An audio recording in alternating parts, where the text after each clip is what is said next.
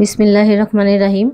আমি আজ ডিম রান্না করব টমেটো দিয়ে। তো কিভাবে রান্না করি আপনারা সবাই দেখেন।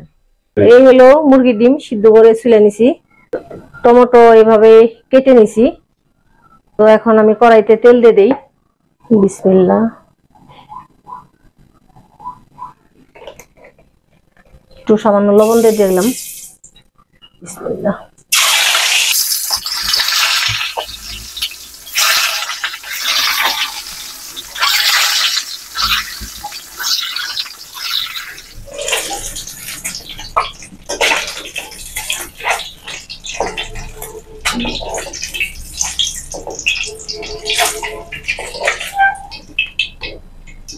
এখানে আমি অল্প কিছু জিরা দিয়ে দিলাম, পেঁয়াজ কুচিগুলি দিয়ে দিলাম,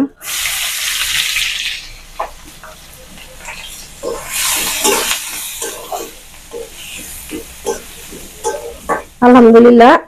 তো আমি এখানে 1.5 চামচ আদা রসুন বাটা দিয়ে দিলাম, অল্প একটু পানিও দিয়ে দিলাম। তো মরিচের গুঁড়া দিলাম 1.5 চামচ, ঝালটা আপনারা আপনাদের পছন্দ অনুযায়ী দিবেন। হলুদের গুঁড়া দিলাম 1 চামচ, ধনিয়ার গুঁড়া দিলাম 1.5 চামচ,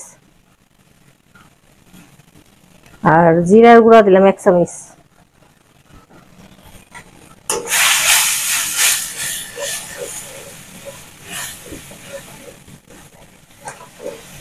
আলহামদুলিল্লাহ, মশলা কষানো শেষ। তো এখানে আমি 1 চামচ লবণ দিয়ে দিই,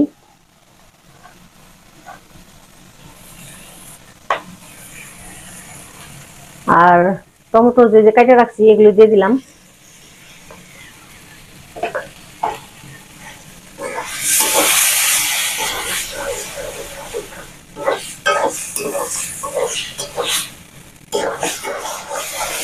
আলহামদুলিল্লাহ, টমেটো গলে গেছে। তো এখানে আমি যেহেতু টমেটোর টক নাই, একটু সিরকা দিয়ে দিলাম, ভিনেগার। আপনারা চাইলে দিবেন, না চাইলে না দিবেন। সিরকার একটা গন্ধ আছে, তো একটু কষায় তারপর পানি দেবো। টমেটোটা গলে গেলে তারপরে সিরকাটা দিবেন, তা না হলে টমেটোর দরকষা ধরে যাব আর গলবো না। আমার টমেটোটা গলে গেছে পরেই কিন্তু আমি এইটা দিছি সিরকাটা। তো এখানে আমি এখন পানি দিয়ে দিই।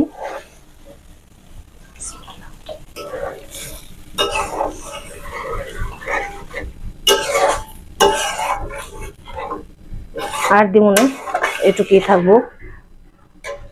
আলহামদুলিল্লাহ, তো ডিমগুলি দিয়ে দিই এখন।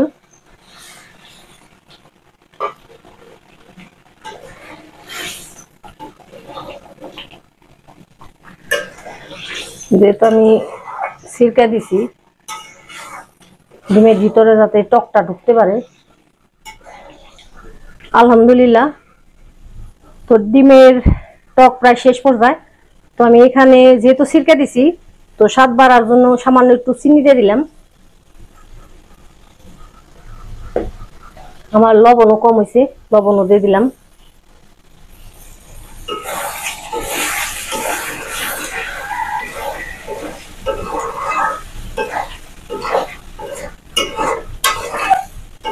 তো ডিম দিয়ে টমেটো রান্না করলাম, রান্না প্রায় শেষ পর্যায়ে। এখানে আমি 2টা কাঁচামরিচ ফালি দিয়ে দিলাম, কয়টা ধনিয়া পাতা দিয়ে দিলাম।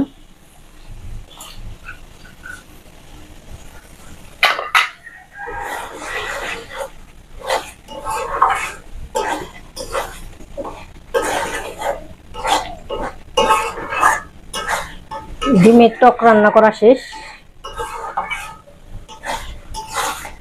আলহামদুলিল্লাহ, তো ডিম রান্না করলাম টমেটো দিয়ে।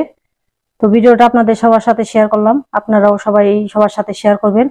তো আমার ভিডিওটা যদি আপনাদের ভালো লেগে থাকে তাহলে অবশ্যই একটা লাইক দিবেন, কমেন্ট করবেন, শেয়ার করবেন। সবাইকে অসংখ্য ধন্যবাদ। আল্লাহ হাফিজ।